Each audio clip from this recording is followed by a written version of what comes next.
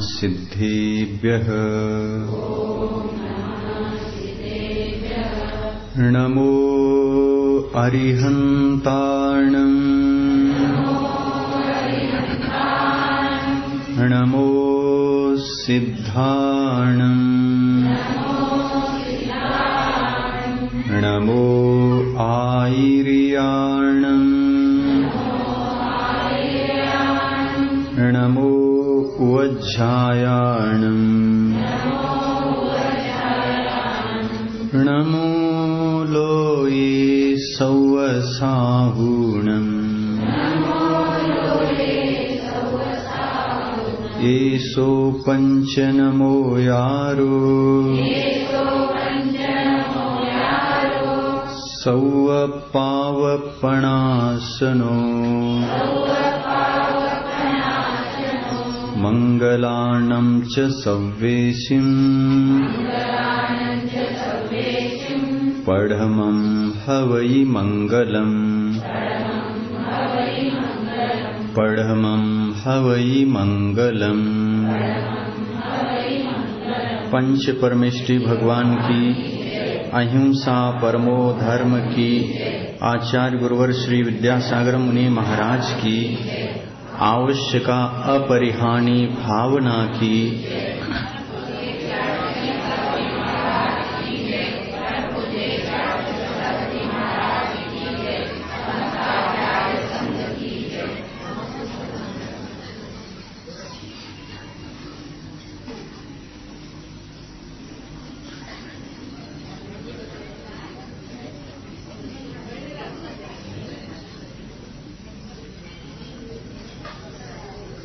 पूजा उपासना ಪದ್ಧತಿಯ ಈ ಒಂದು ಮಾಧ್ಯಮದಿಂದ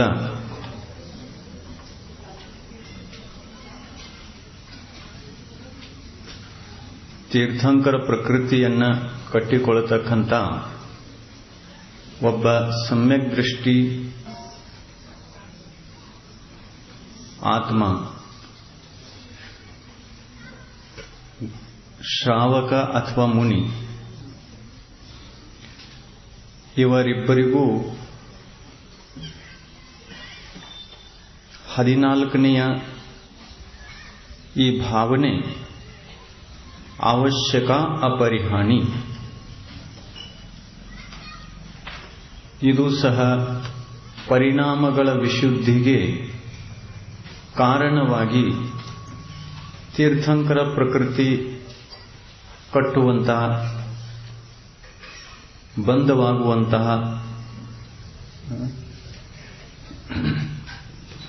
ಬಂಧವಾಗುವಂತಹ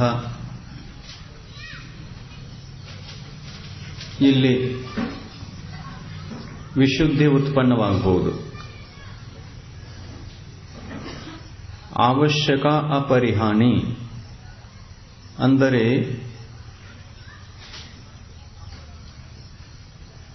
ಮನುಷ್ಯ ಪರ್ಯಾಯ ಸಿಕ್ಕ ನಂತರ ಮನುಷ್ಯ ಪರ್ಯಾಯದಲ್ಲಿ ನಾವು ಜನ್ಮ ತಾಳಿದ ನಂತರ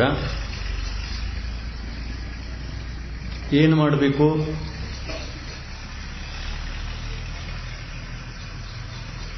ನಮ್ಮ ಅವಶ್ಯಕ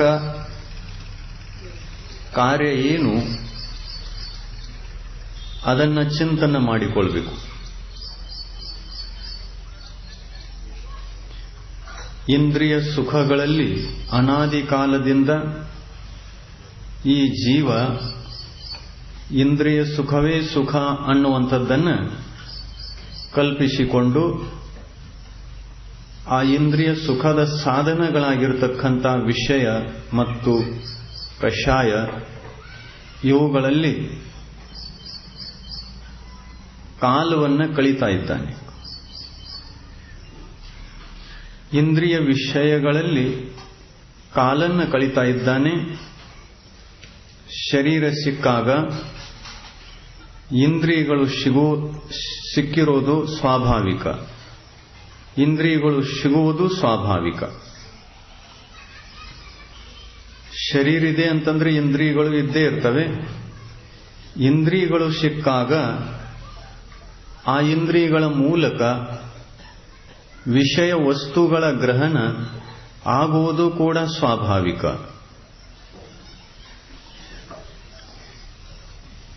ಮನೆಯ ಕಿಟಕಿಯ ಬಾಗಿಲುಗಳು ತೆರೆದಿವೆ ಅಂತಂದ್ರೆ ಒಳಗಡೆಗೆ ಗಾಳಿ ಬರುವುದು ಸ್ವಾಭಾವಿಕ. ಒಳಗಡೆಗೆ ಕೂತ್ಕೊಂಡವರಿಗೆ ದುಃಖವಾಗುವುದು ಕೂಡ ಸ್ವಾಭಾವಿಕ. ತಂಪಾದ ಗಾಳಿ ಬರ್ತಾ ಇರುವಾಗ ಮತ್ತು ಅದು ನಮಗೆ ಬೇಕಿಲ್ಲ ಅನ್ನುವಾಗ ದುಃಖ ಆಗೋದು ಸ್ವಾಭಾವಿಕ. ಅದಕ್ಕಾಗಿ ಸಮಯೋಚಿತ ಕಾರ್ಯವನ್ನ ಮಾಡಬೇಕು ಅನ್ನತಕ್ಕಂಥದ್ದೇ ಅವಶ್ಯಕ ಅಪರಿಹಾನಿ ಭಾವನೆಯ ಒಂದು ಮುಖ್ಯ ಗುರಿ, ಒಂದು ಮುಖ್ಯ ಲಕ್ಷ್ಯ.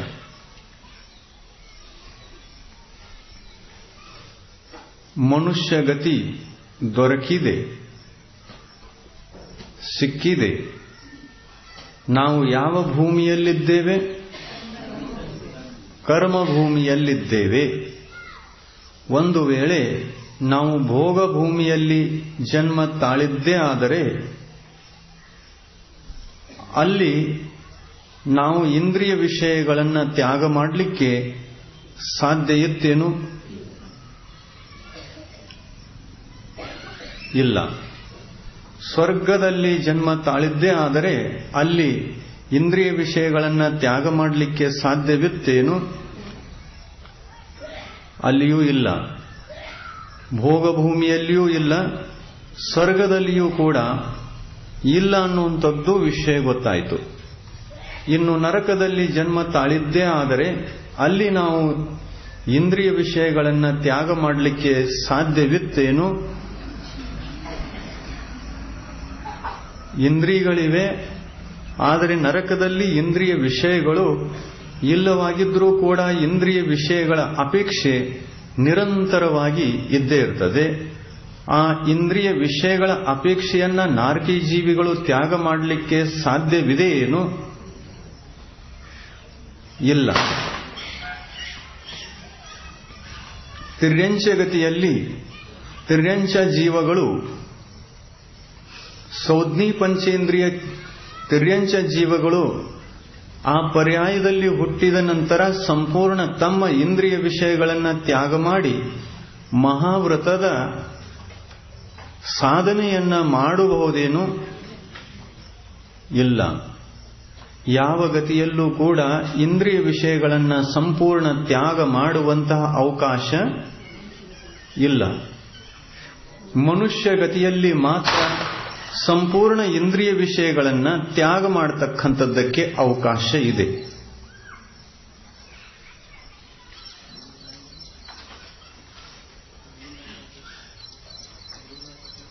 ಇಂದ್ರಿಯ ವಿಷಯಗಳನ್ನು ತ್ಯಾಗ ಮಾಡುವಂತಹ ಅವಕಾಶ ಮಾತ್ರ ಮನುಷ್ಯ ಗತಿಯಲ್ಲಿ ಇರುವಂತಹ ಮನುಷ್ಯರಿಗೆ ಇದೆ. ಈ ಮನುಷ್ಯರು ಭೋಗಭೂಮಿಯಲ್ಲಿಯೂ ಇದ್ದಾರೆ, ಕರ್ಮಭೂಮಿಯಲ್ಲಿಯೂ ಇದ್ದಾರೆ. ಇಂದ್ರಿಯ ವಿಷಯಗಳನ್ನು ಯಾವ ಭೂಮಿಯ ಮನುಷ್ಯರು ಮಾಡಬಹುದು ತ್ಯಾಗ? ಕರ್ಮಭೂಮಿಯ ಮನುಷ್ಯರು ಇಂದ್ರಿಯ ವಿಷಯಗಳನ್ನು ತ್ಯಾಗ ಮಾಡಲಿಲ್ಲ ಅಂತಂದ್ರೆ ಅವರು ಇಂದ್ರಿಯಗಳಿಗೆ ವಶಿ ಅಂತ ಅನ್ನಿಸಿಕೊಳ್ತಾರೆ.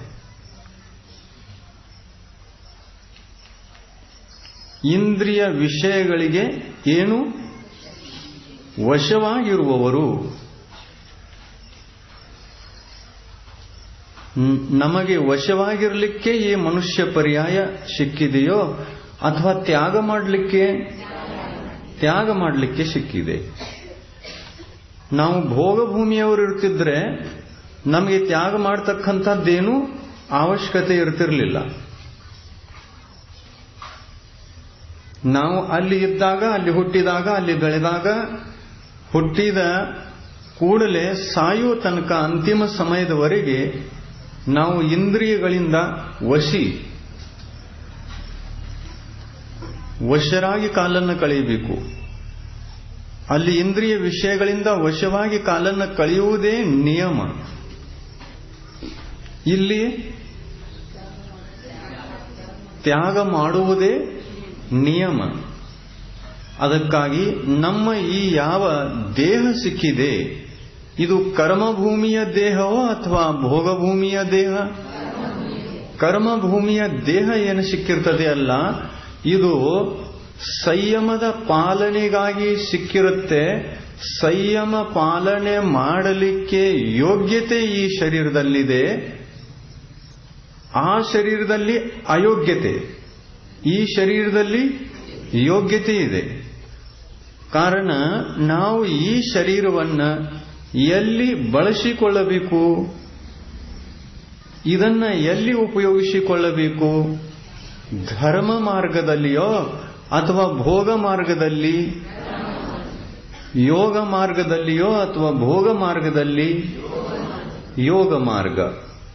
ಕರ್ಮಭೂಮಿಯ ಮನುಷ್ಯರ ಶರೀರ ಯೋಗವನ್ನ ಧರಿಸಲಿಕ್ಕೆ, ಯೋಗ ಪಾಲನೆ ಮಾಡಲಿಕ್ಕೆ, ಧರ್ಮವನ್ನು ಆಚರಿಸಲಿಕ್ಕೆ ಯೋಗ್ಯವಾದದ್ದು. ಅದಕ್ಕಾಗಿ ಈ ಶರೀರ ಸಿಕ್ಕಾಗ ನಾವು ಪ್ರಮಾದಿಯಾಗಬಾರದು. ಇದು ಸಂಯಮಕ್ಕಾಗಿ ಸಿಕ್ಕಿದೆ ಅನ್ನುವಂತಹ ಚಿಂತನೆ ಮಾಡಿಕೊಳ್ಳಬೇಕು. ನಾವು ಭಾಗ್ಯಶಾಲಿಗಳು ಅಂತ ಯೋಚನೆ ಮಾಡಿಕೊಳ್ಳಬೇಕು. ಯಾರಕ್ಕಿಂತ ಭಾಗ್ಯಶಾಲಿ? ಯಾರಕ್ಕಿಂತ ನಾವು ಭಾಗ್ಯಶಾಲಿ? ಭೋಗಭೂಮಿಯ ಮನುಷ್ಯರಕ್ಕಿಂತ, ಭೋಗಭೂಮಿಯ ತಿರೇಂಶಗಳಕ್ಕಿಂತ, ಸ್ವರ್ಗದಲ್ಲಿರತಕ್ಕಂತಹ ದೇವತೆಗಳಕ್ಕಿಂತ ನಾವು ಭಾಗ್ಯಶಾಲಿಗಳಿದ್ದೇವೆ. ನಮಗೆ ಧರ್ಮವನ್ನು ಮಾಡಲಿಕ್ಕೆ ಯೋಗ್ಯವಾಗಿರತಕ್ಕಂತಹ ಶರೀರ ಸಿಕ್ಕಿದೆ, ಅವರಿಗೆ ಸಿಕ್ಕಿಲ್ಲ. ಯಾರು ಭಾಗ್ಯವಂತರು? ನಾವು ಭಾಗ್ಯವಂತರು. ಈ ಶರೀರದಿಂದ ಸಂಯಮವನ್ನು ಧರಿಸುವವನೇ ನಿಜವಾದ ಮನುಷ್ಯ, ಕರ್ಮಭೂಮಿಯ ಮನುಷ್ಯ. ಈ ಶರೀರ ಸಿಕ್ಕಾಗ ಸಂಯಮವನ್ನ ಧರಿಸಲಿಲ್ಲ, ಇಂದ್ರಿಯ ವಿಷಯಗಳನ್ನ ತ್ಯಾಗ ಮಾಡತಕ್ಕಂತಹ ಚಿಂತನೆ ಮಾಡಿಕೊಳ್ಳಲಿಲ್ಲ ಅಂತಂದ್ರೆ ಭೋಗಭೂಮಿಯ ಮನುಷ್ಯನಲ್ಲಿ ಮತ್ತು ಕರ್ಮಭೂಮಿಯ ಮನುಷ್ಯನಲ್ಲಿ ವ್ಯತ್ಯಾಸ ಏನಾಯಿತು?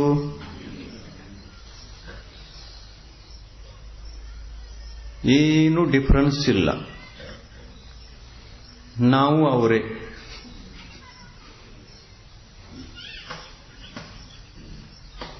ಅವಶ್ಯಕ ಅಪರಿಹಾನಿ ಅಂತಂದ್ರೆ ಏನು? ಇಂದ್ರಿಯ ವಿಷಯಗಳು ಮುಂದಿವೆ. ಇಂದ್ರಿಯಗಳು ಶರೀರದಲ್ಲಿವೆ. ಶರೀರದಲ್ಲಿ ಒಳಗಡೆಗೆ ಆತ್ಮ ಇದೆ. ಆತ್ಮ ಇಂದ್ರಿಯಗಳ ವಿಷಯವನ್ನ ಅಪೇಕ್ಷೆ ಪಡ್ತದೆ. ಇದು ಅನಾದಿ ಕಾಲದಿಂದ ಸಂಸ್ಕಾರ ಆ ಆತ್ಮನ ಮೇಲೆ ಬಿದ್ದು ಬಿಟ್ಟಿದೆ. ಈ ಸಂಸ್ಕಾರವನ್ನು ನಾವು ನಾಶ ಮಾಡಿಕೊಳ್ಳಬೇಕಾಗಿದೆಯೋ ಅಥವಾ ಹಾಗೇನೆ ಇಟ್ಟುಕೊಳ್ಳಬೇಕಾಗಿದೆ? ಇಂದ್ರಿಯ ವಿಷಯಗಳನ್ನೆಲ್ಲ ತ್ಯಾಗ ಮಾಡತಕ್ಕಂತಹ ಭಾವನೆಯನ್ನಿಟ್ಟುಕೊಂಡು ಇಂದ್ರಿಯ ವಿಷಯಗಳನ್ನು ಬಿಡಿಸ್ತಕ್ಕಂತಹ ಅಭ್ಯಾಸ, ಇಂದ್ರಿಯ ವಿಷಯಗಳನ್ನು ತ್ಯಾಗ ಮಾಡತಕ್ಕಂತಹ ಅಭ್ಯಾಸ ಮಾಡಿಕೊಂಡು ನಾವು ಯೋಗ ಸಾಧನೆಯನ್ನ ಮಾಡಬೇಕಾಗಿದೆ. ನಾವು ಮೂಲದಲ್ಲಿ ಎಲ್ಲಿಂದ ಬಂದಿದ್ದೇವೆ? ಯಾವ ಪರ್ಯಾಯದಿಂದ? ನಿಗೋಧದಿಂದ ಹೊರ ಬಂದಿದ್ದೇವೆ. ಅಲ್ಲಿ ಎಷ್ಟು ಸಲ ಜನ್ಮ ಮರಣ ಇದೆ? ಒಂದು ಶ್ವಾಸದಲ್ಲಿ 18 ಸಲ ಜನ್ಮ ಮರಣ ಇದೆ. ಅಲ್ಲಿಂದ ನಾವು ಕ್ರಮೇಣ ಒಂದೊಂದು ಪರ್ಯಾಯವನ್ನು ದಾಟಿ ಅಥವಾ ನೇರವಾಗಿನೂ ಬಂದಿರಬಹುದು. ಒಂದೊಂದು ಪರ್ಯಾಯವನ್ನು ದಾಟಿ ನಾವು ಎಲ್ಲಿ ಬಂದಿದ್ದೇವೆ? ಮನುಷ್ಯ ಪರ್ಯಾಯದಲ್ಲಿ ಬಂದಿದ್ದೇವೆ. ನಿಗೋಧದಿಂದ ಹೊರ ಬೀಳುವಂತಹ ಜೀವಿಗೆ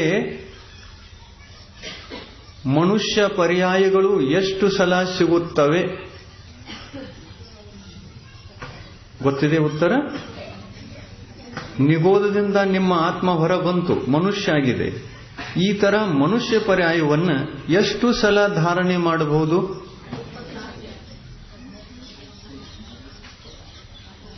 ಮನುಷ್ಯ ಪರ್ಯಾಯವನ್ನು ಇದ್ರೊಳಗೆ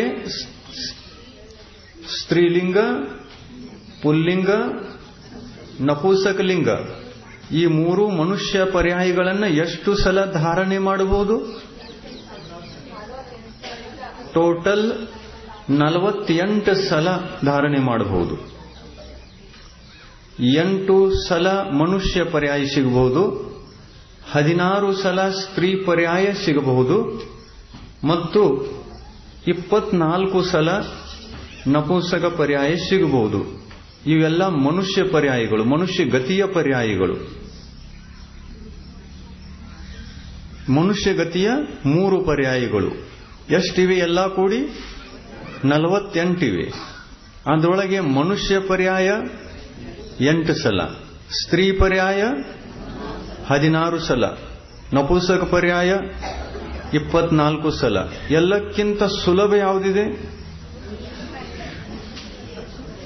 ಯಾವುದು ಕೆಟ್ಟದ್ದಿರ್ತದೆ ಅಲ್ಲ, ಅದು ಎಲ್ಲಾ ಕಡೆಗೆ ಎಲ್ಲ ಕ್ಷೇತ್ರದಲ್ಲಿ ಸುಲಭವಾಗಿರುತ್ತೆ.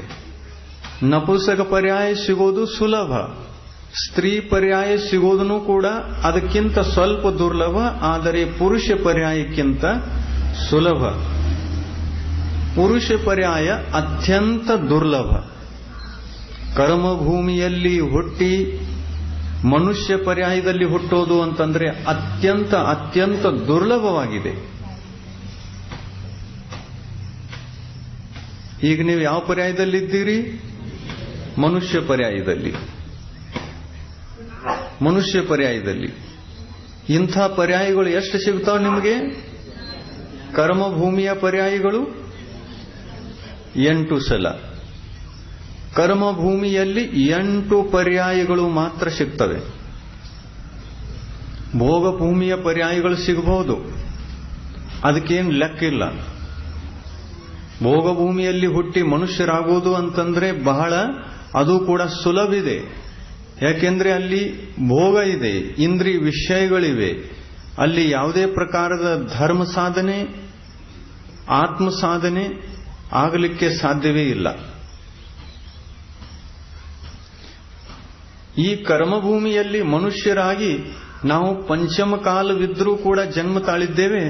ಇಂಥ ಪಂಚಮ ಕಾಲದಲ್ಲೂ ಕೂಡ ನಮಗೆ ಯೋಗ ಸಾಧನೆ ಇಲ್ಲಿ ಸಂಭವ ಇದೆ.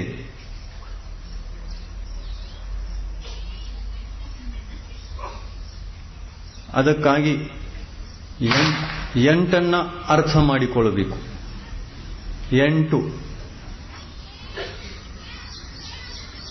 8 ಸಲ ಮಾತ್ರ ಸಿಗ್ತದೆ.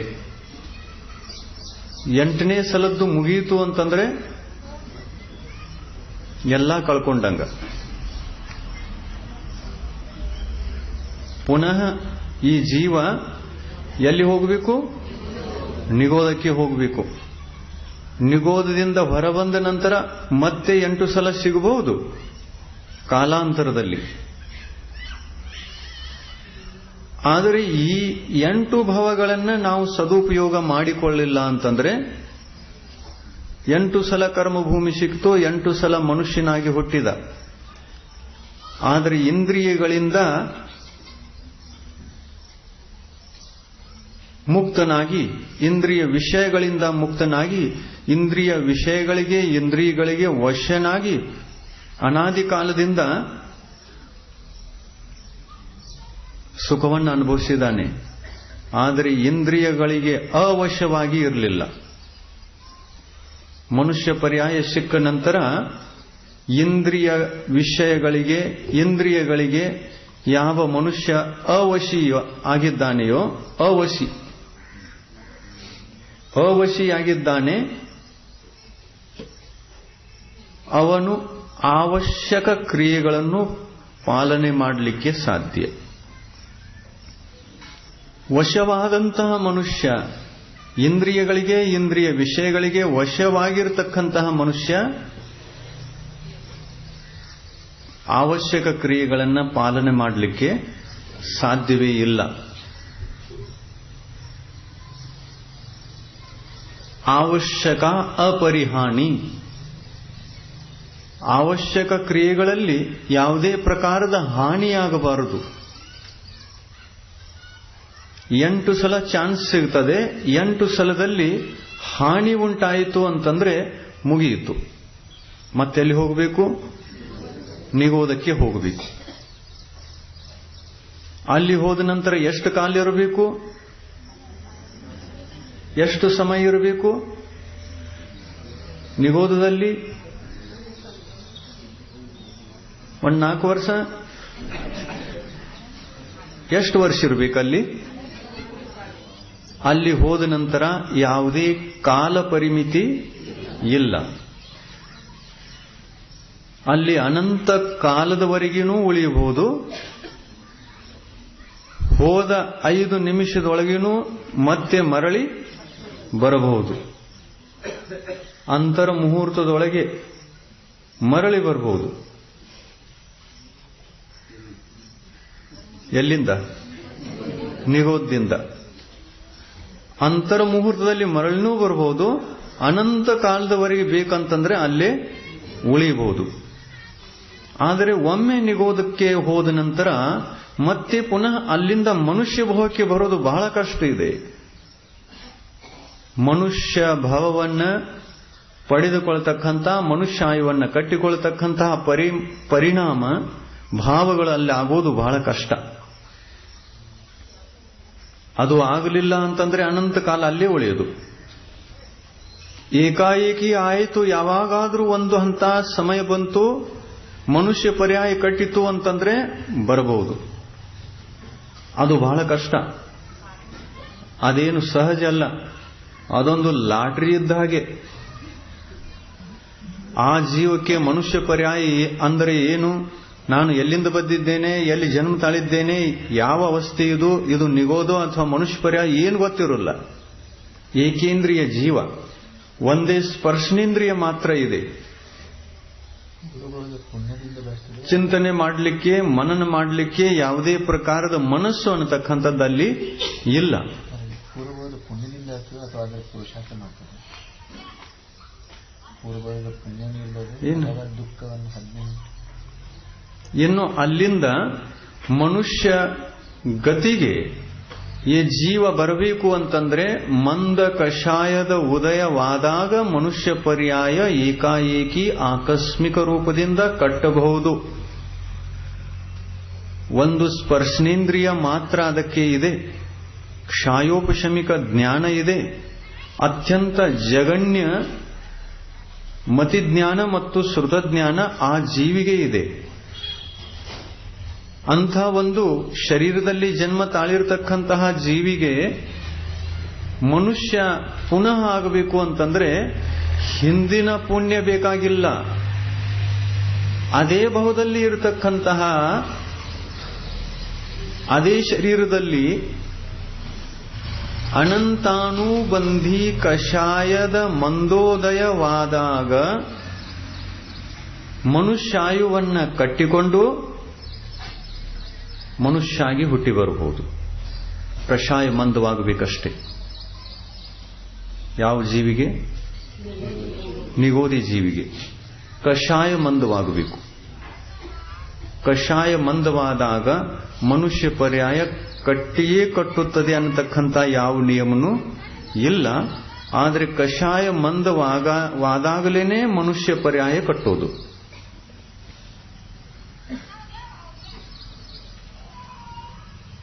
ಕಷಾಯ ಮಂದವಾಗಲಿಲ್ಲ ಅಂತಂದ್ರೆ ಕಟ್ಟುವುದೇ ಇಲ್ಲ. ಕಷಾಯ ಮಂದವಾದಾಗ ಕಟ್ಟಿಯೇ ಕಟ್ತದಂತ ನಿಯಮನೂ ಇಲ್ಲ. ಆದ್ರೆ ಕಟ್ಟಬೇಕು ಅಂತಂದ್ರೆ ಕಷಾಯ ಮಂದವಾದಾಗಲೇನೆ ಕಟ್ಟುತ್ತೆ. ತದ್ಯೋಗ್ಯ ಆ ಒಂದು ಯೋಗ್ಯ ಪರಿಣಾಮಗಳು, ಮನುಷ್ಯಾಯುವಿನ ಬಂಧಕ್ಕೆ ಕಾರಣವಾಗಿರತಕ್ಕಂಥ ಪರಿಣಾಮಗಳು ಹುಟ್ಟಿಕೊಂಡಿದ್ದರೆ ಮಾತ್ರ ಕಟ್ಟದೆ.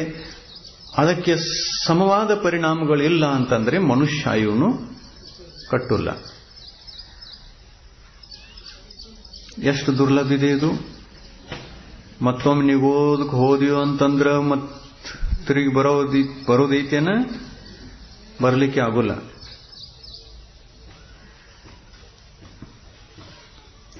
ಆಮೇಲೆ ಯಕುಡಿ ಯಾತ್ರ ಮಾಡೋರು, ಮುಂದೆ ಹೋಗವ್ರು, ಹಿಂದೆ ಸರಿ ಅವ್ರ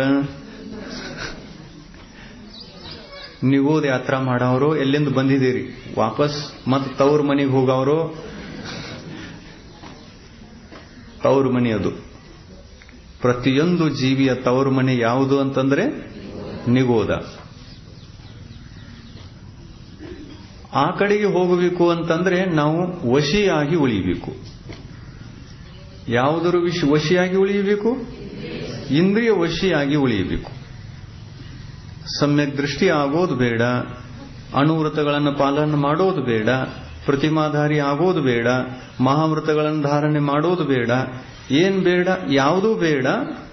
ಏನ್ ಬೇಕು? ಇಂದ್ರಿಯಗಳು ಬೇಕು, ಇಂದ್ರಿಯಗಳ ವಿಷಯಗಳು ಬೇಕು. ಯೋಗಿಯಾಗಿ ಮರಣ ಮಾಡಿಕೊಳ್ಳದೆ ಭೋಗಿಯಾಗಿ ಮರಣ ಮಾಡಿಕೊಳ್ಳಬೇಕು. ಆವಾಗ ಪುನಃ ವಾಪಸ್ ಯಾತ್ರೆ ನಿಗೋದಕ್ಕಾಗಿ ಆಗಬಹುದು.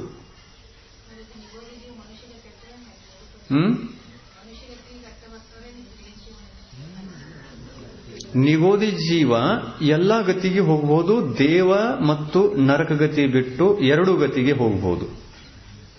ಎರಡು ಗತಿಯಲ್ಲಿರತಕ್ಕಂತಹ ಎಲ್ಲಾ ಪರ್ಯಾಯಗಳಲ್ಲಿ ಜನ್ಮ ತಾಳಬಹುದು. ಭೋಗಭೂಮಿಯ ಮನುಷ್ಯರಾಗಲಿಕ್ಕೆ ಸಾಧ್ಯ ಇಲ್ಲ ನಿಗೋದಿ ಜೀವಿಗಳು. ಕರ್ಮಭೂಮಿಯ ಮನುಷ್ಯನಾಗಿ ಜನ್ಮ ತಾಳಬಹುದು ನಿಗೋದಿ ಜೀವ. ಸೌಜ್ಞಿ ಪಂಚೇಂದ್ರಿಯ ಆಗಿ ಜನ್ಮ ತಾಳಬಹುದು ತಿರ್ಯಂಚಿ ಗತಿಯಲ್ಲಿ. ದ್ವೀಂದ್ರಿಯಾದಿ ಎಲ್ಲಾ ಪರ್ಯಾಯಗಳಲ್ಲಿ ಜನ್ಮ ತಾಳಬಹುದು. ಸ್ಥಾವರ ಕಾಯಿಕ 5 ಸ್ಥಾವರ ಜೀವಗಳಾಗಿ ಹುಟ್ಟಬಹುದು. ನಿಗೋದಿ ಜೀವಗಳಿಗೆ ಕೆಲವೊಂದು ಸ್ಥಾನಗಳಲ್ಲಿ ಜನ್ಮ ಇಲ್ಲ. ದೇವ, ನರಕ, ಭೋಗಭೂಮಿಯ ತಿರ್ಯಂಚ, ಭೋಗಭೂಮಿಯ ಮನುಷ್ಯ, ಈ ಪರ್ಯಾಯಗಳಲ್ಲಿ ಜನ್ಮ ಇಲ್ಲ. ಬಾಕಿ ಎಲ್ಲಾ ಸ್ಥಾನಗಳಲ್ಲಿ ನಿಗೋದಿ ಜೀವ ಹುಟ್ಟಬಹುದು. ನಿಗೋದಿ ಜೀವ ಮರಣ ಹೊಂದಿ ಪೃಥ್ವಿ ಕಾಯಿಕ ಆಗಬಹುದು, ಜಲ ಕಾಯಿಕ ಆಗಬಹುದು, ವಾಯು ಕಾಯಿಕ ಆಗಬಹುದು, ವನಸ್ಪತಿ ಕಾಯಿಕ ಆಗಬಹುದು. ಪ್ರತ್ಯೇಕ ವನಸ್ಪತಿ. ನಿಗೋದಿ ಜೀವ ಮರಣ ಹೊಂದಿ ನಿಗೋದದಲ್ಲಿ ಜನ್ಮಂತೂ ತಾಳೆ ತಾಳ್ತದೆ, ಅನಂತ ಕಾಲದವರೆಗೆ ಇರ್ತದೆ ಅಲ್ಲ. ಅದೇ ಪರ್ಯಾಯದಲ್ಲಿ ಹುಟ್ಟಿ ಅದೇ ಪರ್ಯಾಯದಲ್ಲಿ ಪುನಃ ಪುನಃ ಜನ್ಮ ತಾಳಲಿಕ್ಕೆ ಸಾಧ್ಯ ಇದೆ.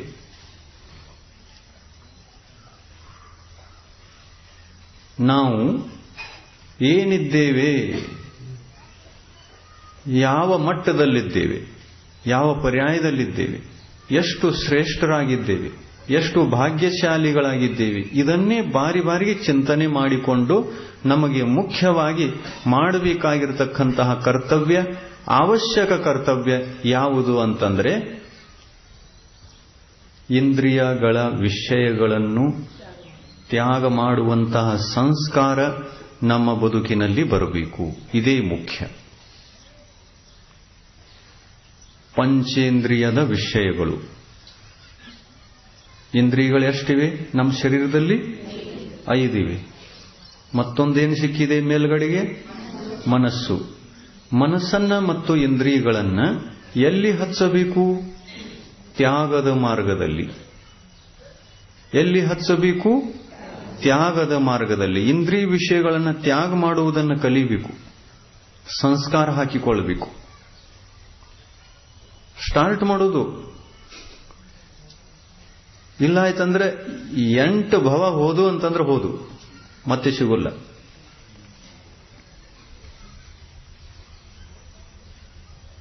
ಒಂದು ಸಭೆಯಲ್ಲಿ ಒಬ್ಬ ಮನುಷ್ಯ ತನ್ನ ಮನಸ್ಸಿನ ಪ್ರಶ್ನೆಯನ್ನ ಕೇಳಲಿಕ್ಕೆ ಹೋದನಂತೆ. ಸಿಂಪಲ್ ಕ್ವಶನ್ ಇತ್ತು, ಕಠಿಣ ಏನಿರಲಿಲ್ಲ. ಆ ಸಭೆಯಲ್ಲಿ ಬಹಳಷ್ಟು ಜನ ಕೂತ್ಕೊಂಡಿದ್ರು. ಅದರಲ್ಲಿ ಇಬ್ಬರು ಬುದ್ಧಿವಂತರೂ ಕೂತ್ಕೊಂಡಿದ್ರು. ಯಾವುದೇ ಪ್ರಶ್ನೆಗೆ ಉತ್ತರವನ್ನ ಕೊಡಬಲ್ಲರು. ಬೇಕಾದಂತಹ ಪ್ರಶ್ನೆ ಬಂದರೂ ಉತ್ತರ ಕೊಡುವಂತಹ ಸಾಮರ್ಥ್ಯ ಆ ಇಬ್ಬರಲ್ಲಿ ಇತ್ತು. ಅಂಥ ಇಬ್ಬರು ಸಭೆಯಲ್ಲಿ ಕೂತ್ಕೊಂಡಿದ್ರು. ಆಕಸ್ಮಿಕವಾಗಿ ಒಬ್ಬ ಮನುಷ್ಯ ಸಭೆಯಲ್ಲಿ ಸೇರಿಕೊಂಡು ಒಂದು ಪ್ರಶ್ನೆಯನ್ನ ಇಟ್ಟ. ಪ್ರತಿನಿತ್ಯ ಈ ತರದ ಸಭೆ ಯಾವಾಗಲೂ ಆಗುತ್ತಿತ್ತು. ಯಾರು ಬೇಕಾದರೂ ಬಂದು ಇಲ್ಲಿ ಪ್ರಶ್ನೆಯನ್ನ ಎತ್ತಬಹುದು, ಕೇಳಬಹುದು, ಉತ್ತರವನ್ನು ಪಡೆಯಬಹುದು. ಅದಕ್ಕಾಗಿ ಒಬ್ಬ ಮನುಷ್ಯ ಏನು ವಿಚಾರ ಮಾಡಿದ, ನನ್ನ ಪ್ರಶ್ನೆಗೆ ಯಾರೂ ಉತ್ತರ ಕೊಡಲಿಕ್ಕೆ ಸಾಧ್ಯ ಇಲ್ಲ, ಇವತ್ತು ಹೋಗೋಣ ನೋಡೋಣ ಯಾರು ಕೊಡ್ತಾರೆ.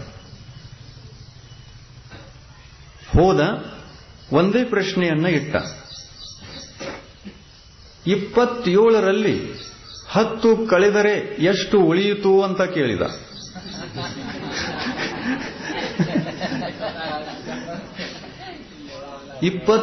ರಲ್ಲಿ 10 ಕಳೆದರೆ ಎಷ್ಟು ಉಳಿಯಿತು ಅಂತ ಕೇಳಿದ.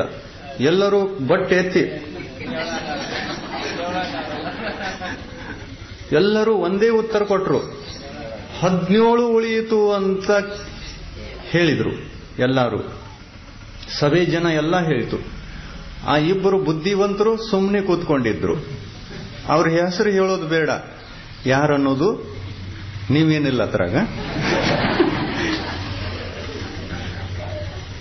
ಅವರಿಬ್ಬರು ಬುದ್ಧಿವಂತರು ಕೂತ್ಕೊಂಡಿದ್ರು, ಅದ್ರಾಗ ನಾವು ಇಲ್ಲ.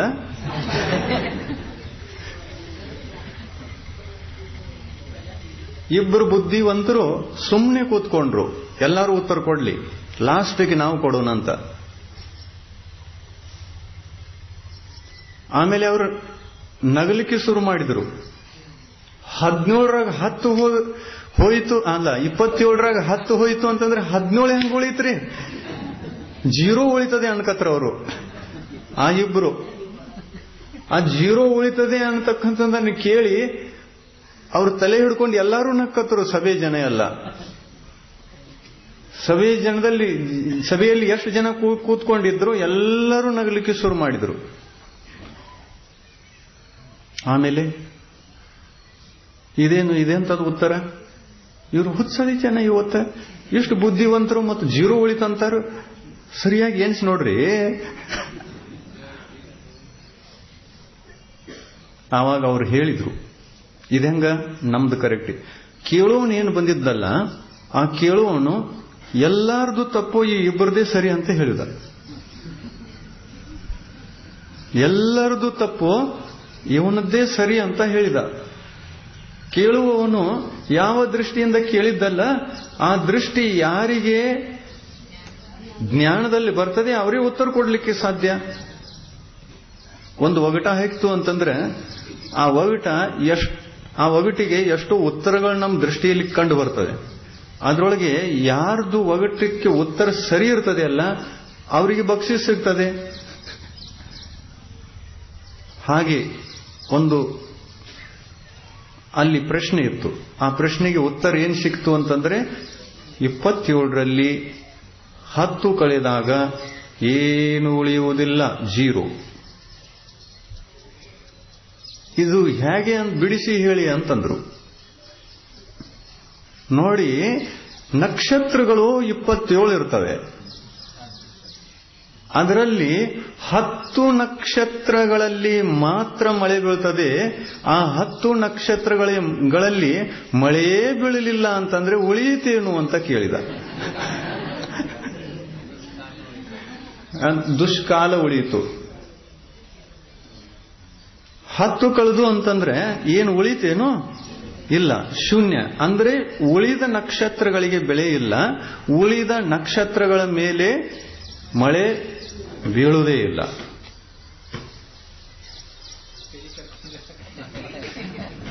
ಆಮೇಲೆ ಎಲ್ಲ ತೆಲಿ ಕೆರ್ಕೋಕ್ ಶುರು ಮಾಡಿದ್ರು. ಹಿಂಗಿತ್ತ ಒಂಗಟಿದ.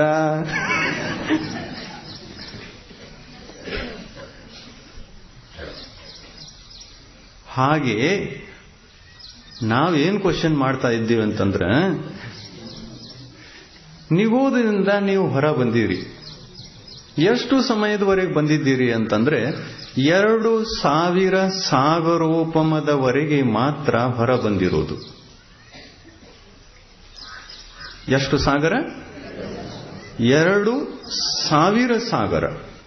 2000 ಸಾಗರ. ಚತುರ್ಥ ಕಾಲ ಎಷ್ಟು ಸಾಗರೋಪಮದ್ದು? 42,000 ವರ್ಷ ಕಡಿಮೆ. 1 ಕೋಟಿ ಸಾಗರ ವರ್ಷ. 1 ಕೋಟಿ. 1 ಕೋಟಿಯಿಂದ 1 ಕೋಟಿ ಇಟ್ಟು ಗುಣಾಕಾರ ಮಾಡ್ರಿ. ಎಷ್ಟು 0 ಬರ್ತಾವ ಅದರೊಳಗೆ? 14 0 ಅನಂತರ 1. ಇದು 1 ಕೋಟಿ ಸಾಗರ ಆಯಿತು. ಈ 1 ಕೋಟಿ ಸಾಗರದಲ್ಲಿ ಒಟ್ಟಿಗೆ 2000 ಸಾಗರ. ಸಣ್ಣದು ದೊಡ್ಡದು? 2000 ಎಷ್ಟು ಸಣ್ಣದು? ಬಹಳ ಸಣ್ಣದು. 2000 1 ಕೋಟಿ ಸಾಗರೆಯಲ್ಲಿ 2000 ಸಾಗರ 1 ಕೋಟಿ ಸಾಗರ. ಚತುರ್ಥ ಕಾಲದಲ್ಲಿ ಹುಟ್ಟಿ ಚತುರ್ಥ ಕಾಲದಿಂದ ನಿಗೋದಕ್ಕೆ ಹೋಗಿ ನಾವು ಪುನಃ ಮನುಷ್ಯ ಪರ್ಯಾಯಕ್ಕೆ ಬರಬೇಕು ಅಂತಂದ್ರೆ 1 ಕೋಟಿ ಸಾಗರೋಪಮದಲ್ಲಿ ಎಷ್ಟು ಸಲ ಮನುಷ್ಯಗತಿಗೆ ಬರಬಹುದು? 2000 ಸಾಗರೋಪಮ ಕಾಲ ಕಳೆದು ಮತ್ತೆ ನಿಗೋದಕ್ಕೆ ಹೋಗೋದು, ಮತ್ತೆ 2000 ಸಾಗರೋಪಮ ಕಳೆದು ಮತ್ತೆ ನಿಗೋದಕ್ಕೆ ಹೋಗೋದು. ಈ ತರ ಎಷ್ಟು ಸಲ ಆಗಬಹುದು? ಭಾಗಾಕಾರ ಮಾಡಿ ನೋಡ್ರಲಿ ಅದನ್ನ, ಎಷ್ಟು ಸಲ ಆಗಬಹುದು? ಒಂದು ಚತುರ್ಥ ಕಾಲದಲ್ಲಿ 1 ಕೋಟಿ ಸಾಗರೋಪಮ ವರ್ಷ ಇದೆ ಅಂತಂದ್ರೆ 2000 ಸಾಗರೋಪಮದ ವರೆಗೆ ಮಾತ್ರ ಇದು ತ್ರಸ ಪರ್ಯಾಯ ನಮಗೆ ಸಿಕ್ಕಿರ್ತದೆ. ಇದರೊಳಗೆ ನಾವು ಏಕೇಂದ್ರಿಯ, ದ್ವಿಂದ್ರಿಯ, ತೀನೇಂದ್ರಿಯ, ಚತುರೇಂದ್ರಿಯ, ಪಂಚೇಂದ್ರಿಯ ಈ ಎಲ್ಲಾ ಪರ್ಯಾಯಗಳನ್ನು ಅನುಭವಿಸಬೇಕು. ಚತುರೇಂದ್ರಿಯ ಪರ್ಯಾಯನೂ ಅನುಭವಿಸಬೇಕು, ಪಂಚೇಂದ್ರಿಯ ಪರ್ಯಾಯನೂ ಅನುಭವಿಸಬೇಕು. ಪಂಚೇಂದ್ರಿಯ ಪರ್ಯಾಯದಲ್ಲಿ ನರಕ, ದೇವಗತಿ ಎಲ್ಲ ಇದೆ, 4 ಗತಿ ಇದೆ. ಇನ್ನು ಇದರಲ್ಲಿ ನಾವು ಮನುಷ್ಯ ಗತಿಗೆ ಬರ್ತೇವೆ ಅಂತಂದ್ರೆ ಎಷ್ಟು ಸಲ ಬರ್ತೀವಿ ಅನ್ನೋದನ್ನ ಕೇವಲಿ ಭಗವಂತರು ಹೇಳಿದ್ದಾರೆ. ಮನುಷ್ಯ ಗತಿಗೆ, ಭೋಗಭೂಮಿಯ ಮನುಷ್ಯ ಅಲ್ಲ, ಕರ್ಮಭೂಮಿಯ ಮನುಷ್ಯ ಪರ್ಯಾಯಕ್ಕೆ ಎಷ್ಟು ಸಲ ಬರ್ತೇವೆ ಅಂತಂದ್ರೆ ಅದರೊಳಗೆ ಸೀಮಿತವಾಗಿರತಕ್ಕಂತಹ ಒಂದು ಸಂಖ್ಯೆಯನ್ನ ಹೇಳಿದ್ದಾರೆ. ಎಷ್ಟು ಸಲ? 8 ಸಲ. 2000 ಸಾಗರೋಪಮದಲ್ಲಿ 8 ಹೋಯಿತು ಅಂದರೆ ಎಷ್ಟು ಉಳಿಯಿತು? ಇದು ನಮ್ಮ ಪ್ರಶ್ನೆ. 2 ಸಾಗರೋಪಮ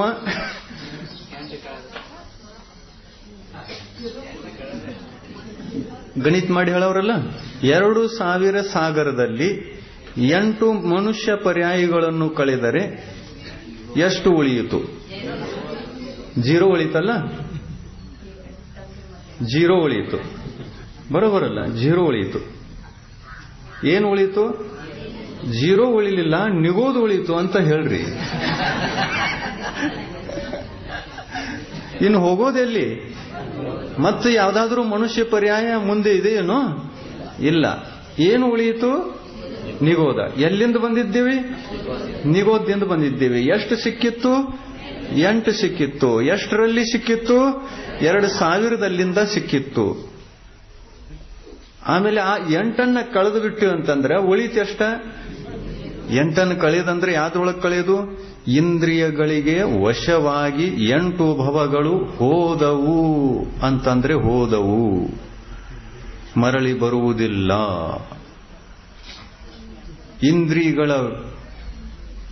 ಇಂದ್ರಿಯ ವಿಷಯಗಳ ತ್ಯಾಗಕ್ಕಾಗಿ ಕೇವಲ 8 ಪರ್ಯಾಯಗಳು ಕರ್ಮಭೂಮಿಯ ಮನುಷ್ಯರಿಗೆ ಸಿಗುತ್ತವೆ. ಏನ್ ಮಾಡ್ತೀರಿ ನೋಡ್ರಿ. ನಿಮಗೆ 16 ಪರ್ಯಾಯಗಳು ಸಿಗುವುದುಂಟು, ನಿಮಗೆ 8 ಪರ್ಯಾಯಗಳು ಕೇವಲ 8 ಸಿಗ್ತವೆ. 8ರೊಳಗ ಏನಾದ್ರೂ ಸಮಾಳಿಸ್ಕೊಂಡ್ರಿ, ಎಚ್ಚೆತ್ಕೊಂಡ್ರಿ, ಚಲೋ. ಎಚ್ಚೆತ್ಕೊಳ್ಳಿಲ್ಲ ಅಂತಂದ್ರೆ, ಅತ್ರಾಗ ನಿದ್ದೆ ಹೊಡೆದ್ರಿ ಅಂತಂದ್ರೆ, ಪಂಚೇಂದ್ರಿಯ ವಿಷಯದೊಳಗೆ ನಿದ್ದೆ ಮಾಡಿದ್ರಿ ಅಂತಂದ್ರೆ 2000ದಲ್ಲಿ 8 ಕಳೆದರೆ ಎಷ್ಟು ಅಂತೇನು ಕೇಳ್ತಾ ಇದ್ದೇವಲ್ಲ, ಅದಕ್ಕೇನು ಉತ್ತರ ಬರೆಯವರು? ಕೆಳಗಡೆಗೆ 0 ಅಂತನೂ ಬರೆಯಕ್ಕಾಗಲ್ಲ, ಮುಂದೆ ಅಂತೂ ಸಿಗುವುದಿಲ್ಲ, ಆದ್ದರಿಂದ 0. ಆದ್ರೆ ಉಳಿಯಿತೇನು ಅಂತಂದ್ರೆ ನಿಗೋದಕ್ಕೆ ಹೋಗುವಂತ ದಾರಿ ಒಂದೇ ಉಳಿದಿದೆ. ಇನ್ನು ಅಲ್ಲಿ ಹೋಗಿ ಬರದೆ ಪುನಃ ಮನುಷ್ಯ ಪರ್ಯಾಯಗಳು ಸಿಗುವುದಿಲ್ಲ. ಮತ್ತೊಮ್ಮೆ ಹೋಗಿ ಬರಬೇಕು.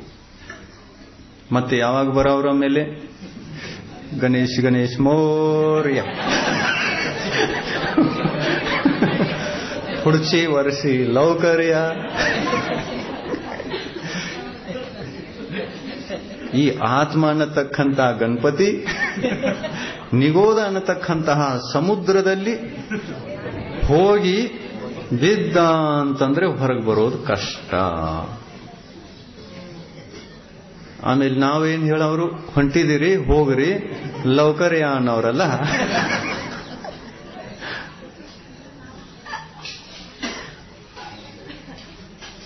ಲೌಕರ್ ಬರ್ರಿ ಮುಂದಿನ ವರ್ಷ, ಮತ್ತೆ 2000 ವರ್ಷದ ಟಿಕೆಟ್ ತಗೊಂಡ ಜಲ್ದಿ ಬಂದ್ಬಿಡ್ರಿ ಅಲ್ಲಿಂದ. ಬಂದರೆ ಅಂತರ ಮುಹೂರ್ತದೊಳಗೆ ಬರಬಹುದು. ಬರಲಿಲ್ಲ ಅಂತಂದ್ರೆ ಅನಂತ ಕಾಲದವರೆಗೆ ಅಲ್ಲೇ ಉಳಿಬಹುದು. ಅನಂತ ಕಾಲದವರೆಗೆ ಅಲ್ಲೇ ಉಳಿದ್ರಿ ಅಂತಂದ್ರೆ ಆವಾಗ ನಿಮಗೆ ಎಂಥ ನಿಗೋದ ಪರ್ಯಾಯ ಅಂತಂತಾರೆ ಗೊತ್ತ? ಇತರ ನಿಗೋದಿ ಜೀವ. ನಿಮ್ಮ ಹೆಸರು ಏನ್ ಬಿತ್ತು? ಇತರ ನಿಗೋದಿ ಜೀವ. ಹೊಸ ಹೆಸರಾಯ್ತಲ್ಲ.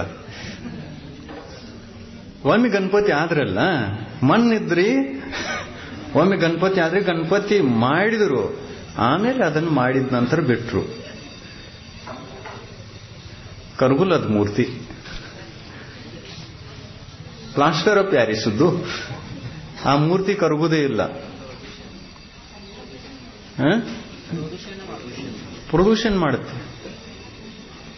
ಇತರ ನಿಗೋದಿ ಜೀವ ಅಂತಂದ್ರೆ ಯಾವ ಜೀವ ಒಂದು ಸಲ ತ್ರಸ ಪರ್ಯಾಯಕ್ಕೆ ಬಂದು ದ್ವೀಂದ್ರಿಯ ಮೊದಲಾದ ಪರ್ಯಾಯಗಳನ್ನು ಪಡೆದು ಪುನಃ ನಿಗೋದದಲ್ಲಿ ಹೋಗಿದೆಯೋ ಅಂಥ ನಿಗೋದ ಜೀವಕ್ಕೆ ಇತರ ನಿಗೋದ ಅಂತ ಹೇಳ್ತಾರೆ.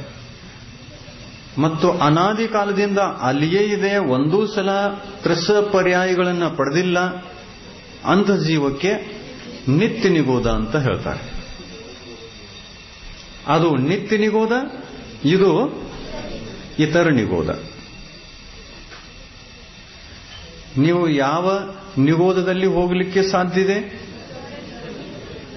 ಇತರ ನಿಗೋದ. ಇನ್ನು ಯಾವಾಗ ನೀವು ನಿಗೋದಕ್ಕೆ ಹೋದರೂ ಕೂಡ ಇತರ ನಿಗೋದಿ ಜೀವಾಗಿ ಇರಬೇಕು. ಹೊರಗೆ ಬಂದಿದ್ದೇವಲ್ಲ, ತ್ರಸ್ ಪರ್ಯಾಯದಲ್ಲಿ ಬಂದಿದ್ದೇವೆ. ಇನ್ನು ನಿಗೋದಕ್ಕೆ ಹೋಯ್ತು ಅಂತಂದ್ರೆ ನಮ್ಮ ಹೆಸರು ನಿತ್ಯ ಇತರ ನಿಗೋದಿ ಜೀವ. ಅನಾದಿ ಕಾಲದ ಹಿಂದೆ ನಾವು ಯಾವಾಗ ಇದ್ದೀವಲ್ಲ ಅಲ್ಲಿ, ಆವಾಗ ನಮ್ಮ ಹೆಸರೇನಿತ್ತು? ನಿತ್ಯ ನಿಗೋದ. ಇನ್ನು ಹೋದ್ರೆ ಇತರ ನಿಗೋದ. ಇತರ ನಿಗೋದ ಜೀವವು ಕೂಡ ಒಂದು ಸಲ ಹೋಯಿತು ಅಂತಂದ್ರೆ ಮೇಲೆ ಬರತಕ್ಕಂತಹ ಸಂಭಾವನೆ ಅನಂತ ಕಾಲದ ನಂತರನೂ ಬರ್ಬೋದು, ಅಂತರ ಮುಹೂರ್ತದ ನಂತರನೂ ಬರ್ಬೋದು. ಎರಡೂ ಸಂಭಾವನೆ ಇದೆ.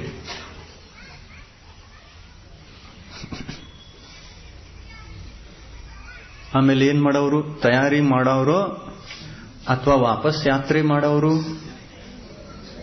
ಯಾವ ದಾರಿಯಿಂದ ಬಂದಿದ್ದೇವೆ ಅದೇ ದಾರಿಯನ್ನ ಸ್ವೀಕಾರ ಮಾಡೋದಿತ್ತು ಅಂತಂದ್ರೆ ಅವಶ್ಯಕ ಅಪರಿಹಾನಿ ಭಾವನೆ ವ್ಯರ್ಥ.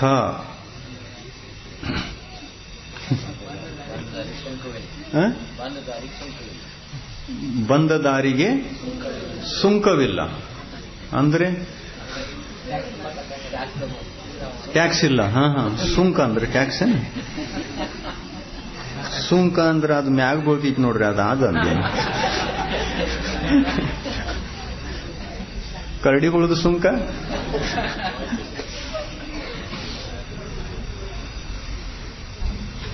ಮನುಷ್ಯ ಪರ್ಯಾಯ ಸಿಕ್ಕಿದೆ. ಸ್ತ್ರೀ ಪರ್ಯಾಯ ಎಷ್ಟು ಸಲ ಸಿಗ್ತದೆ? 16 ಸಲ. 16 ಸಲ ಸ್ತ್ರೀ ಪರ್ಯಾಯ ಸಿಕ್ಕಾಗ ಸ್ತ್ರೀ ಪರ್ಯಾಯದಲ್ಲೂ ಕೂಡ ಆತ್ಮಕಲ್ಯಾಣ ಇದೆ. 8 ಸಲ ಪುರುಷ ಪರ್ಯಾಯ ಸಿಕ್ಕಾಗ ಪುರುಷ ಪರ್ಯಾಯದಲ್ಲೂ ಕಲ್ಯಾಣ ಇದ್ದೇ ಇದೆ, ಉತ್ಕೃಷ್ಟ ಕಲ್ಯಾಣ ಇದೆ. ಇಂದ್ರಿಯಗಳನ್ನ ತ್ಯಾಗ ಮಾಡಿದಂತಹ ಮನುಷ್ಯನಿಗೆ ಅವಶ್ಯಕ ಕ್ರಿಯೆಗಳಿವೆ. ಯಾರು ಇಂದ್ರಿಯ ವಿಷಯಗಳನ್ನು ಬಿಟ್ಟೇ ಇಲ್ಲ, ತ್ಯಾಗ ಮಾಡಿಯೇ ಇಲ್ಲ, ಅವರಿಗೆ ಅವಶ್ಯಕ ಕ್ರಿಯೆಗಳು ಇಲ್ಲವೇ ಇಲ್ಲ. ಅದಕ್ಕಾಗಿ ಮೊದಲನೆಯ ಅವಶ್ಯಕ ಕ್ರಿಯೆ ಯಾವುದು ಅಂತಂದ್ರೆ, ಅವಶ್ಯಕ ಕಾರ್ಯ ಯಾವುದು ಅಂತಂದ್ರೆ, ಇಂದ್ರಿಯ ವಿಷಯಗಳನ್ನು ತ್ಯಾಗ ಮಾಡುವುದೇ ಮೊದಲನೆಯ ಅವಶ್ಯಕ ಕಾರ್ಯ. ಇದೇ ಅವಶ್ಯಕ ಕ್ರಿಯೆ, ಇದೇ ಅವಶ್ಯಕ ಕ್ರಿಯೆ, ಇದೇ ಅವಶ್ಯಕ ಕಾರ್ಯ. ಇಂದ್ರಿಯ ವಿಷಯಗಳು ತ್ಯಾಗ ಆಯಿತು ಅಂತಂದ್ರೆ ಉಳಿತೇನು? 8 ಉಳಿಯಿತು. 2000ದಲ್ಲಿ ಏನು ಉಳಿತು? 8 ಉಳಿಯಿತು. ಮೊದಲನೇ ಭಾವದಲ್ಲಿ ತ್ಯಾಗ ಮಾಡಿದ್ದೀರಾ ಅಂತಂದ್ರೆ 1 ಉಳಿಯಿತು. ಹೆಚ್ಚಿಂದ ಹೆಚ್ಚು 8, ಕಡಿಮೆಯಿಂದ ಕಡಿಮೆ 3 ಅಂತ ಏನು ಹೇಳಿದಾರಲ್ಲ, ಅವು ಯಾವ ಉದ್ದೇಶದಿಂದ ಹೇಳಿದ್ರು? ಮನುಷ್ಯ ಪರ್ಯಾಯದ ಉದ್ದೇಶದಿಂದ ಅಲ್ಲ. ಮನುಷ್ಯನಾಗಿ ದೇವನಾಗಬಹುದು, ದೇವನಾಗಿ ಮನುಷ್ಯ, ಮತ್ತೆ ದೇವ, ಮತ್ತೆ ಮನುಷ್ಯ, ಈ ತರ 8 ಪರ್ಯಾಯಗಳನ್ನು ಧಾರಣೆ ಮಾಡಿ 8ನೇ ಪರ್ಯಾಯದಿಂದ, ಮನುಷ್ಯ ಪರ್ಯಾಯದಿಂದ ಮುಕ್ತಿಗೆ ಹೋಗಬಹುದು. ಇಂದ್ರಿಯ ವಿಷಯಗಳನ್ನು ತ್ಯಾಗ ಮಾಡಿರತಕ್ಕಂತಹ ಶ್ರಾವಕ ಮತ್ತು ಶ್ರಾವಕಿ ಇಬ್ಬರಿಗೂ ಹೇಳಿದ್ದಾರೆ. 8 ಭವಗಳು ಉಳಿಯಲಿಕ್ಕೆ ಶ್ರಾವಕಿಯರಿಗೂ ಸಾಧ್ಯ, ಶ್ರಾವಕರಿಗೂ ಸಾಧ್ಯ, ಮುನಿಗಳಿಗಂತೂ ಸಾಧ್ಯವೇ ಸಾಧ್ಯ, ಸಾಧ್ಯ ಇದ್ದೇ ಇದೆ.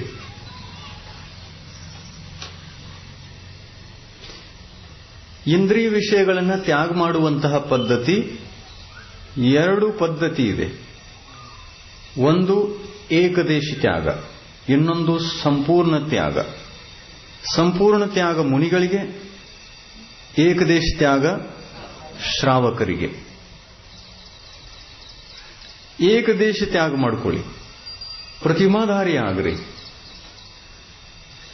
ಪ್ರತಿಮಾಧಾರಿ ಆಮೇಲೆ ನಿಮ್ಮ ತವರ ಮನೆಗೆ ಹೋಗುವಂತ ಅವಶ್ಯಕತೆ ಉಳಿದೇ ಇಲ್ಲ, ಕಟ್ಟಾಯಿತು.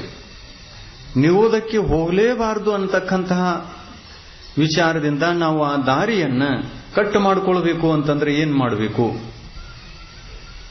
ಒಂದು ಸಲ ಪ್ರತಿಮಾಧಾರಿಯಾಗಿ ಈ ಮನುಷ್ಯ ಪರ್ಯಾಯವನ್ನ, ಈ ಸ್ತ್ರೀ ಪರ್ಯಾಯವನ್ನ ಅಥವಾ ಈ ಪುರುಷ ಪರ್ಯಾಯವನ್ನ ನಾವು ಅನುವೃತ್ತಿಯಾಗಿ ಅನುವೃತವನ್ನು ಧಾರಣ ಮಾಡಿಕೊಂಡರೂ ಕೂಡ ನಾವು ನಿಗೋಧದ ದಾರಿಯನ್ನ ಕಟ್ ಮಾಡಿಡಬಹುದು.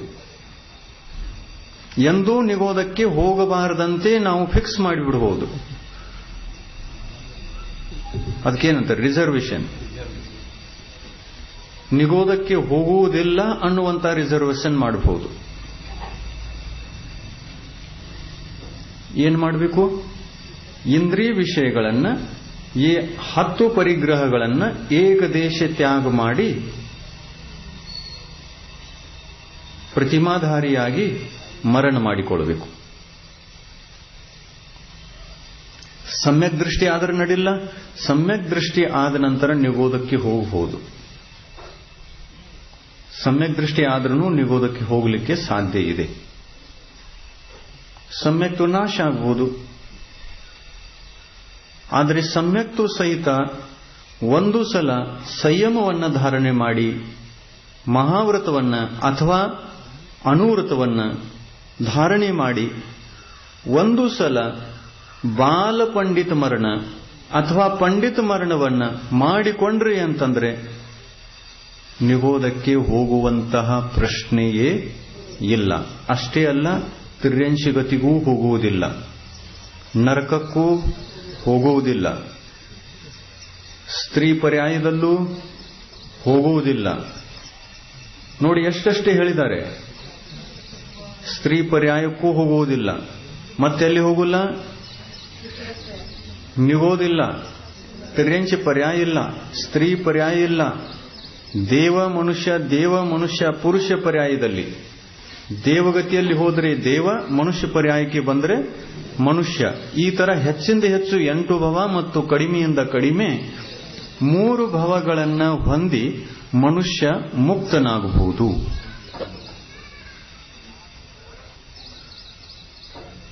ಇದನ್ನ ಚಿಂತನೆ ಮಾಡಿಕೊಳ್ಳಿ. ಅವಶ್ಯಕ ಕ್ರಿಯೆಗಳು ಪಾಪಗಳಿಂದ ಉಳಿದುಕೊಳ್ಳುವುದಕ್ಕಾಗಿ, ಪಂಚೇಂದ್ರಿಯ ವಿಷಯಗಳಿಂದ ದೂರಾಗಿ ಇರುವುದಕ್ಕಾಗಿ 6 ಷಟ್ಕ್ರಿಯೆಗಳನ್ನು ಹೇಳಿದ್ದಾರೆ. ದೇವಪೂಜಾ, ಗುರುಪಾಸ್ತಿ, ಸ್ವಾಧ್ಯಾಯ, ಸಂಯಮ, ತಪ ಮತ್ತು ದಾನ. 6 ಕ್ರಿಯೆಗಳು. ಯಾವುದರ ಸಾಧನ? 6 ಕ್ರಿಯೆಗಳು ಯಾವುದಕ್ಕಾಗಿವೆ? ಇವು ಸಂಯಮವನ್ನು ಸಾಧಿಸಿಕೊಳ್ಳುವುದಕ್ಕಾಗಿ, ಆತ್ಮ ಸಾಧನೆಯನ್ನ ಮಾಡಿಕೊಳ್ಳುವುದಕ್ಕಾಗಿ. ಶ್ರಾವಕರಿಗೆ 6 ಕ್ರಿಯೆಗಳಿವೆ, ದೇವತೆಗಳಿಗೆ 6 ಇಲ್ಲ, ಭೋಗಭೂಮಿಯ ಜೀವಿಗಳಿಗೆ 6 ಇಲ್ಲ.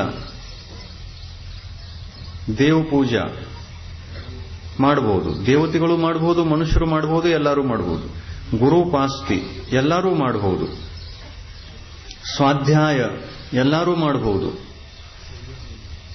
ಸಂಯಮ ಇಲ್ಲಿ ಬಂತು ನೋಡ್ರಿ ಪಂಚಿತಿ. ಅವರಿಗೆ, ನಿಮಗೆ ಪಂಚಿತಿ ಇಲ್ಲ, ಅವರಿಗೆ ಬಹಳ ಕಷ್ಟ. ದೇವಗತಿಯ ದೇವತೆಗಳು, ಭೋಗಭೂಮಿಯ ಮನುಷ್ಯರು, ಇವರಿಗೆ ಸಂಯಮ ಇಲ್ಲ.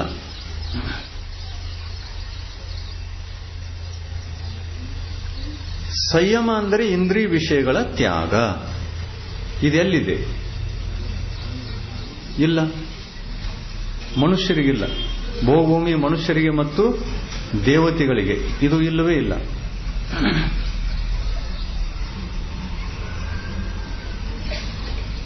ಅದಕ್ಕಾಗಿ ನಾವು ಕರ್ಮಭೂಮಿಯವರು.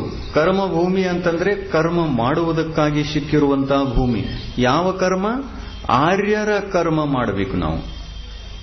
ಆರ್ಯಭೂಮಿ ಖಂಡದಲ್ಲಿ ಹುಟ್ಟಿ ಆರ್ಯರ ಶ್ರೇಷ್ಠ ಕಾರ್ಯವನ್ನು ನಾವು ಮಾಡಬೇಕು. ಆರ್ಯರ ಶ್ರೇಷ್ಠ ಕಾರ್ಯ ಇವು ಷಟ್ ಕರ್ಮಗಳು: ದೇವಪೂಜೆ, ಗುರುಪಾಸ್ತಿ, ಸ್ವಾಧ್ಯಾಯ, ಸಂಯಮ. ಇದು ಮುಖ್ಯ, ಹೈಲೈಟ್ ಮಾಡ್ರಿ ಅದನ್ನು. ಸಂಯಮ, ಸಂಯಮ, ತಪ, ಇದು ಹೈಲೈಟ್. ತಪ, ದಾನ ಮಾಡಬಹುದು. ಭೋಗಭೂಮಿಯ ಜೀವಿಗಳು ಕೂಡ ದಾನ ಮಾಡ್ತಾರೆ. ದಾನ ಕ್ರಿಯೆ ಅವರಿಗೂ ಇದೆ, ಕರ್ಮಭೂಮಿಯ ಮನುಷ್ಯರಿಗೂ ಇದೆ. ದಾನ ಕಾಮನ್ ಇದೆ. ಆದರೆ ತಪ, ಸಂಯಮ ಇವು 2 ಕರ್ಮಭೂಮಿಯ ಮನುಷ್ಯರಿಗಿವೆ ಮಾತ್ರ, ಇವರಿಗೆ ದೇವತೆಗಳಿಗಿಲ್ಲ. ಕೇವಲ ಕರ್ಮಭೂಮಿಯ ಮನುಷ್ಯರಿಗೆ ಮಾತ್ರ ಇವೆ. ಸಂಕಲ್ಪ ಮಾಡಿಕೊಳ್ಳಿ, ನಮ್ಮ ಮನುಷ್ಯ ಪರ್ಯಾಯದ ಕರ್ಮಭೂಮಿಯ ಈ ಮಾನವ ಪರ್ಯಾಯ ಸಾರ್ಥಕವಾಗಲಿ.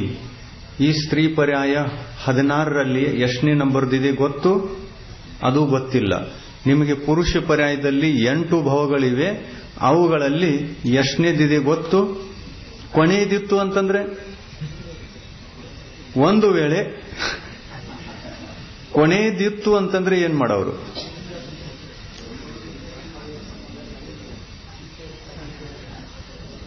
ಮತ್ತೊಮ್ಮೆ ಸಿಗುವಂತದ್ದಿಲ್ಲಲ್ಲ, ಏನ್ ಮಾಡೋರು? ಕೊನೆಯದಿತ್ತು ಅಂತಂದ್ರೆ ಒಂದು ಸಲ ನಿಗೋದಕ್ಕೆ ಹೋಗಿ ಬರಲೇಬೇಕು. ನೀವು ಬೇಕಾದ ಮಾಡಿದ್ರೂ ಕೂಡ ನಿಗೋದದ ಯೋಗ ಬಿಟ್ಟದ್ದಲ್ಲ. ಬೇಕಾದ ಮಾಡ್ರಿ, ನೀವು ಸಂಯಮವನ್ನು ಧಾರಣ ಮಾಡಿದರೂ ಕೂಡ ಮತ್ತೊಮ್ಮೆ ನಿಗೋದಕ್ಕೆ ಹೋಗಿ ಬಂದಾಗ ಮಾತ್ರ. ಆಮೇಲೆ ಸಂಯಮವನ್ನು ಧಾರಣೆ ಮಾಡಿದ ನಂತರ ಆ ಸಂಯಮದಿಂದ ನಿಗೋದಕ್ಕೆ ಹೆಂಗೆ ಹೋಗಕ್ಕೆ ಸಾಧ್ಯ ಇದೆ ಅಂತ ಕೇಳಬಹುದು. ನಿಗೋದಕ್ಕೆ ಹೇಗೆ ಹೋಗ್ಲಿಕ್ಕೆ ಸಾಧ್ಯ ಇದೆ? ಇಲ್ಲ, ನಿಗೋದಕ್ಕೆ ಹೋಗಲ್ಲ. ಎಲ್ಲಿ ಹೋಗ್ತದೆ? ಉಳಿದ ಪರ್ಯಾಯಗಳು ಉಳಿದಿವೆ ಅಂತಂದ್ರೆ ಅಲ್ಲಿ ಹೋಗ್ತದೆ. ಅಥವಾ 2000 ಸಾಗರೋಪಮ ಕಾಲದ ಸಮಯ ಮುಗಿದು ಹೋಗಿದೆ ಅಂತಂದ್ರೆ, ಮನುಷ್ಯ ಪರ್ಯಾಯಗಳು ಮುಗಿದಿವೆ ಅಂದ್ರೆ ಮುಗೀತಲ್ಲ. ಇನ್ನು ಉಳಿದ ಪರ್ಯಾಯಗಳಿಗೆ ಏನು ಬೆಲೆ ಇದೆ? ಅದು ಉಳಿದ್ರೂ ಅಷ್ಟೇ, ಉಳಿದಿದ್ರೂ ಅಷ್ಟೇ. ಇನ್ನು ಪುನಃ ಮನುಷ್ಯ ಪರ್ಯಾಯ ಸಿಗಬೇಕು ಅಂತಂದ್ರೆ ನಿಗೋದಕ್ಕೆ ಹೋಗಲೇಬೇಕು. ಮತ್ತೊಮ್ಮೆ ನಿಗೋದ ಯಾತ್ರೆ ಮಾಡಿ ಜಾತ್ರೆ ಮಾಡಿ ಮುಗಿಸ್ಕೊಂಡು ಮತ್ತೊಮ್ಮೆ ಬರಬೇಕು. ಚಿನ್ಮುರಿತ ಬಂದು ಎಷ್ಟಾಯ್ತು? 9 ಕಾಲ. बोलिए परम पूज्य 108 मुनि श्री नियम सागर जी महाराज